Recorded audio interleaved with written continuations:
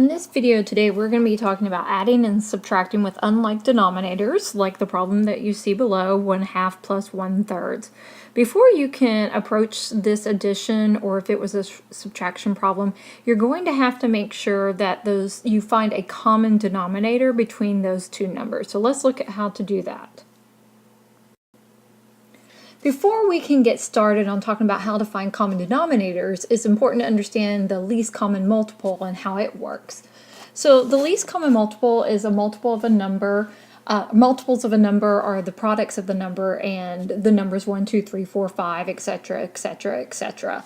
In other words, 4 times 1 equals 4, 4 times 2 equals 8, 4 times 3 equals 12, 4 times 4 equals 16, 4 times 5 equals 20, or 6 times 1 equals 6, and 6 times 12 equals 12, and so on through that.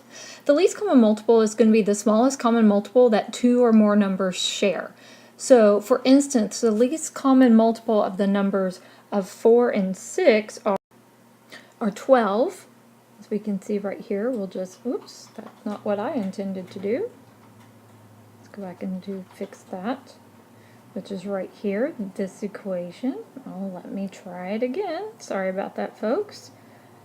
Trying to find the best way to highlight this, and it didn't work out the way I wanted it to, so give me just a sec. Okay, so 4 times 3 equals 12, and then the 6 times 2 equals 12. So you can see that 12 is the smallest number that they have in common. When we get to adding and subtracting with unlike denominators, these least common multiples are necessary when finding common denominators because they're needed in order to find the lowest common denominator of a fraction, or the LCD, as you're probably used to hearing it called. The LCD is needed when operations such as addition and subtractions are being performed and the fractions can contain denominators that are not the same. So let's go ahead and look at that problem from the first screen of 1/2 plus 1/3. So first, the fractions must be rewritten as equivalent fractions with a common denominator. The common denominator is found by identifying the least common multiple of the denominators of the fractions. So if we look at this here, the denominator part is going to be that bottom part, the 2 and the 3. In order to find the lowest common denominator for these two fractions, the least common multiple of the two numbers must be found. So if we're looking at our equations here, we're going to see that 6 is the smallest product that these two numbers have in common. So our common denominator in this problem is, or the least common denominator in this equation is going to be 6. Now, a lot of times kids like to multiply the two denominators by each other to find the common denominator, and while that will still work, it doesn't necessarily always give us the least common denominator, and we want to make sure that they are giving us the simplified form of their equation.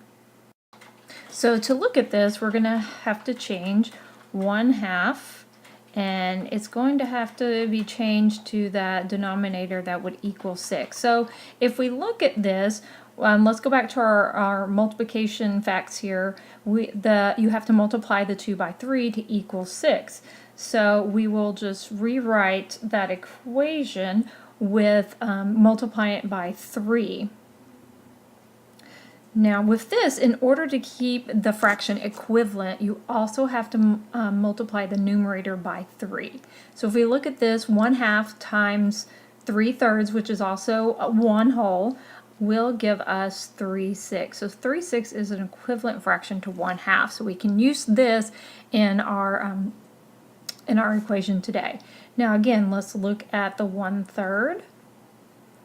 And if we look at our math facts here, you had to multiply by 2. So we're going to multiply 2, the 3 by 2, get it to the 6 so it has a common. Again, make sure that in order to keep it equivalent, multiply the top. So in other words, we're doing 1/3 times 2 seconds, which is also 1 whole, and this will give us 2/6. as the equivalent fraction. So now that we have our denominators are the same, then answering this addition problem is going to be a lot easier. So we'll rewrite it as 36 plus 26, and that will equal 5, 6. Now remember that numerator is telling us how, or the denominator tells us how many parts there are, and the numerator tells us how many parts that you're going to be using. So that's why we don't add up the denominator together, because that tells us how many parts in whole. I hope this has helped you, son. Please let me know if you have any questions.